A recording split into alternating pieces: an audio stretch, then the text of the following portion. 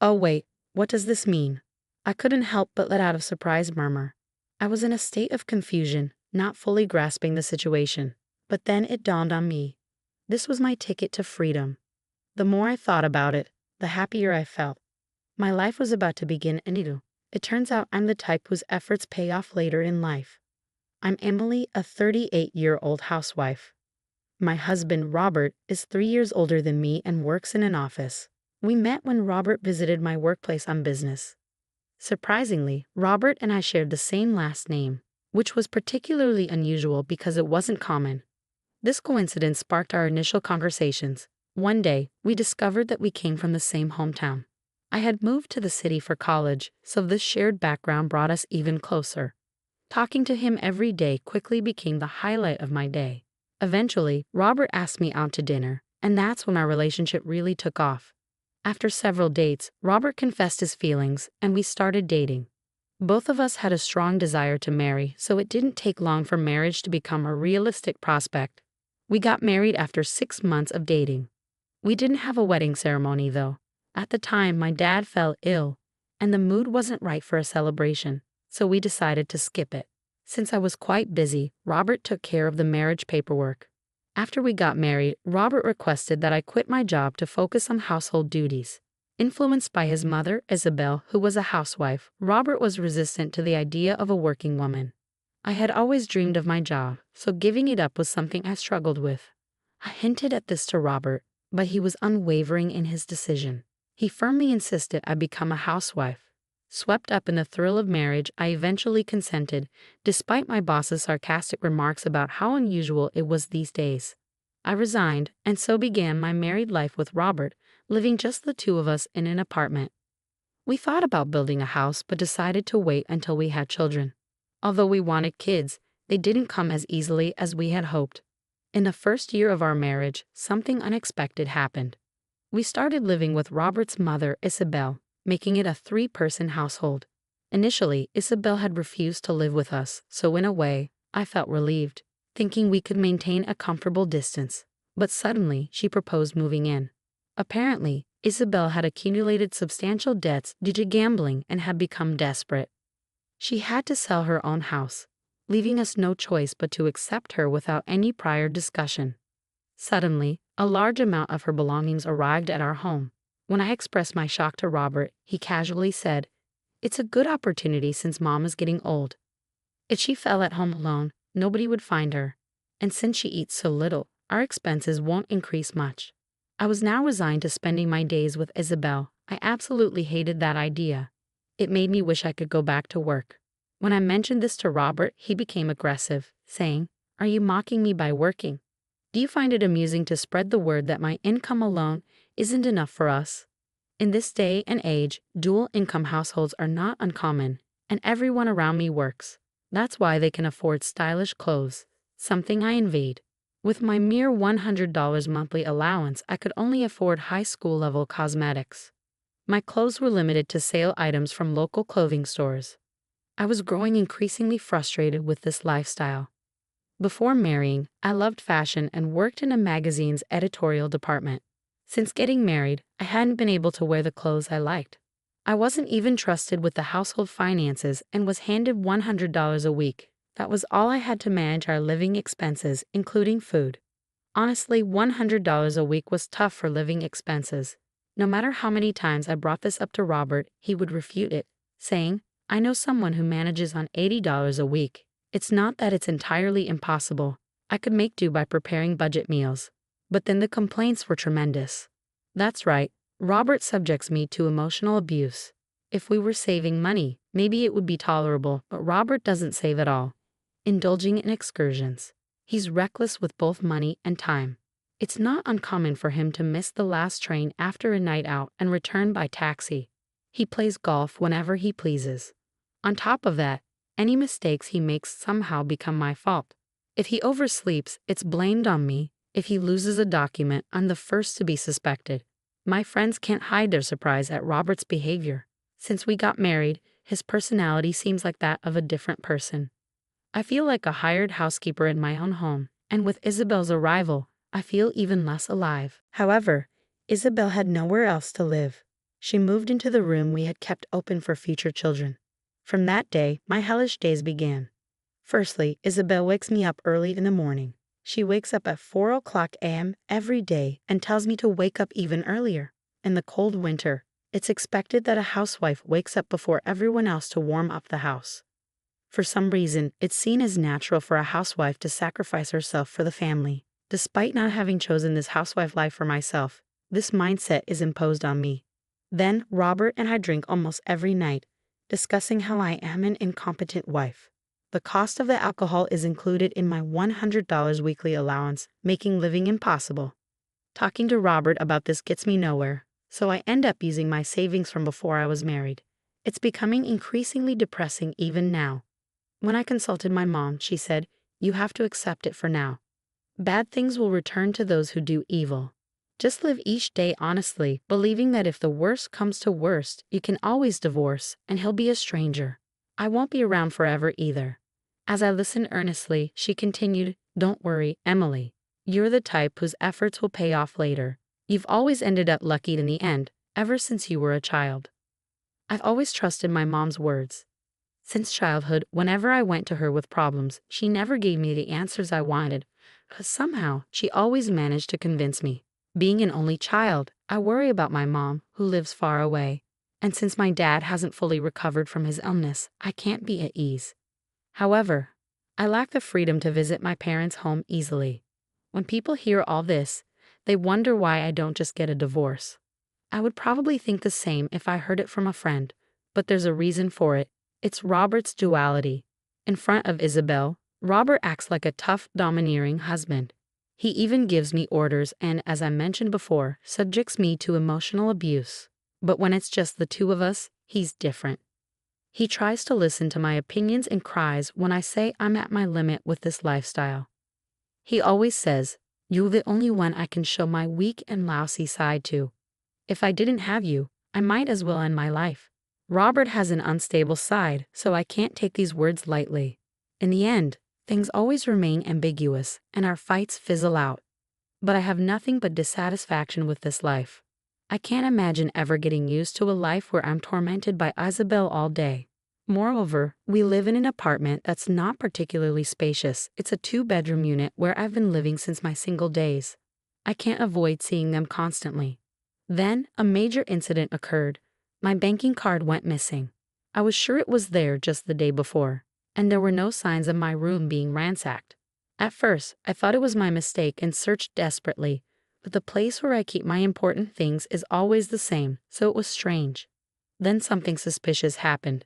Isabel suddenly bought an expensive bag. Frankly, there's no way she could afford such a thing. She usually gambles away her pension as soon as she gets it. I suspected it was my money, but it was hard to confront her directly, so I consulted Robert. "I think the money for Isabel's bag might be from my account," I said. Robert looked at me as if I were foolish and became aggressive. "Are you saying there's a thief in the family? Are you trying to blame Mom so you can extort more money from me? Cut it out." I was astounded. It took a lot of courage to even bring up this topic. Money issues are delicate, and I knew it would definitely worsen our relationship. There had been a few times before when money disappeared, but I had endured it. Isabel, after all, had fled to my house with no money due to her gambling.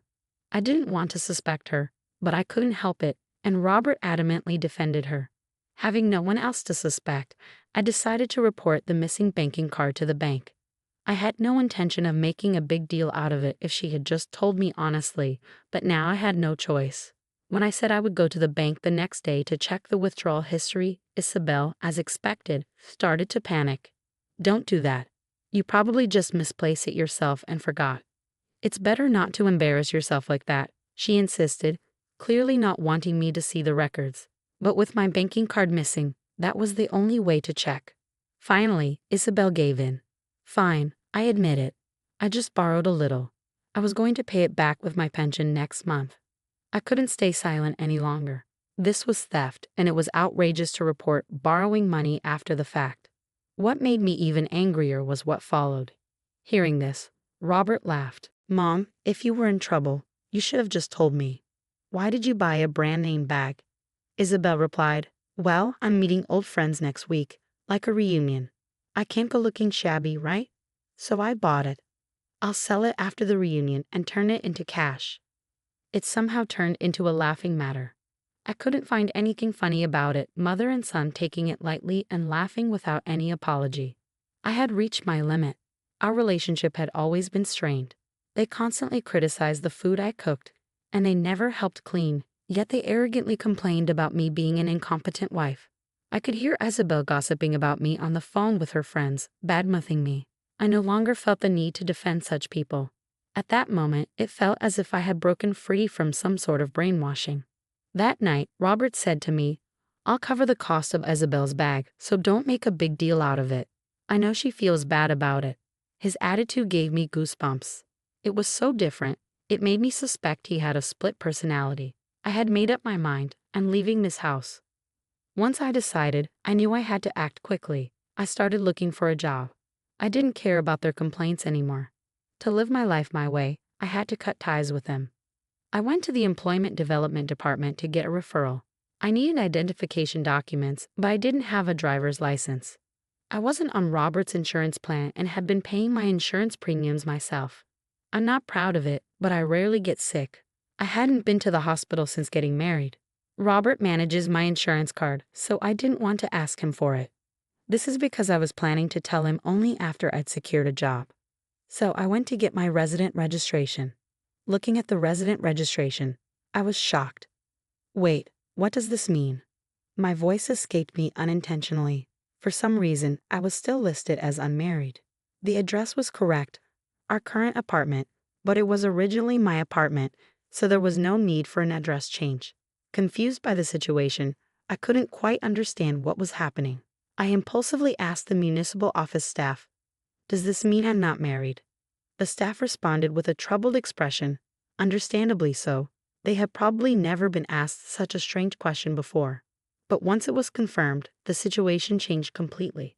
I could be free. I looked over the document again and again, feeling happier each time. Could such an unbelievable miracle really happen? My life was about to begin anew. I returned home from the municipal office feeling light-footed and quickly arrived home. As soon as I got home, Isabel demanded, "I'm hungry. Make dinner quickly." I no longer needed to do that. In fact, I never needed to.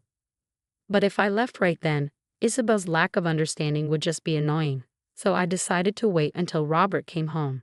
I served Isabel some reheated convenience food, which she ate while complaining. Everything about them felt repulsive now that I realized they were strangers to me. That night, I told them I had something to discuss and asked for their time. Robert, annoyed, said, "Emily, I'm tired from work. Can this wait for a day off? Don't make me fit into your idle schedule." Isabel chimed in, "Exactly, it's probably some trivial matter anyway. Make it quick. I don't want to waste even 5 minutes on you," glaring at me. Their attitude was only acceptable for now, but for me too, it felt like a waste of time, so I got straight to the point. "Let's get to the main topic. This house is under my contract. Both of you need to leave." They were stunned. Then Robert laughed. "Wait, Emily, did you hit your head or something? What are you talking about? You know Mom has already sold her house, right? Are you saying you'll make Mom homeless? Are you out of your mind?" He laughed, but his eyes weren't smiling. Isabel retorted, "How dare you say that? You're only able to live because Robert works, and you can't even be grateful. If that's the case, you should be the one to leave." Robert and Isabel clearly didn't grasp the situation, so I decided to explain everything from the beginning. I asked Robert, was there no issue with the marriage application? He claimed ignorance. When I revealed it wasn't processed, Isabel turned pale. But Robert still didn't understand. He said, "I think I mentioned something, but I didn't want to hear it, so I left. But it's the city hall's fault for not processing it, not mine." Again, it was his usual habit of blaming others. I couldn't deal with it anymore. Isabel then said to me, "It's not too late, right? Just submit the marriage application again. You have it, don't you?" I replied, "I have been taken for granted too much. There's no way I'm going to marry now, especially not in such a foolish way. And this apartment is in my name. You two are just parasites. That's why I'm telling you to leave." Realizing what I meant, Isabel got angry. "You are committing marriage fraud, living off my son's money while not being married. It's scary." It was all nonsensical. I told them again that this was a waste of time.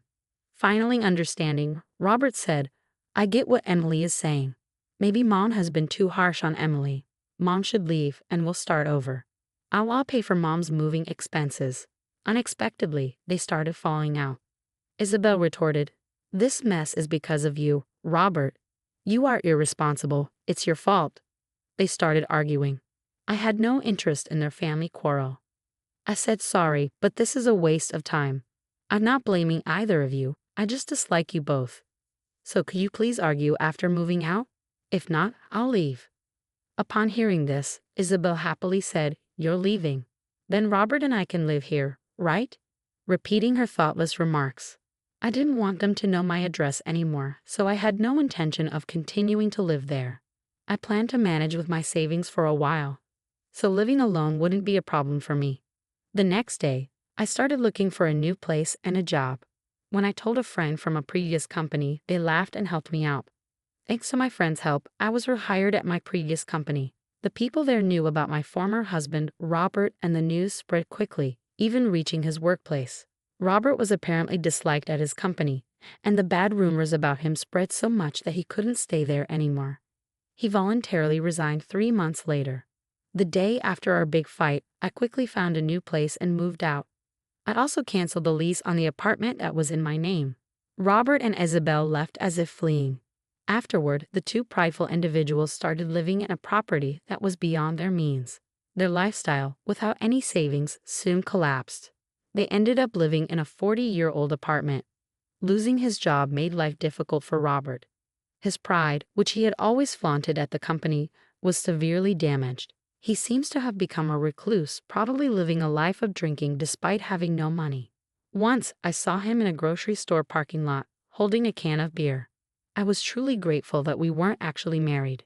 Now, they're living off Isabel's small pension. As for me, I'm now employed full-time and enjoying my work. It's a stark contrast to the days when I lived on a $100 monthly allowance. I can now invest in myself, and every day is enjoyable. I've been assigned to work on a magazine for women in their 30s. I'm so happy now, but those hellish days feel like a distant memory. Every day is fun, and it feels like a new life has started. I hope to continue living days that bring me joy.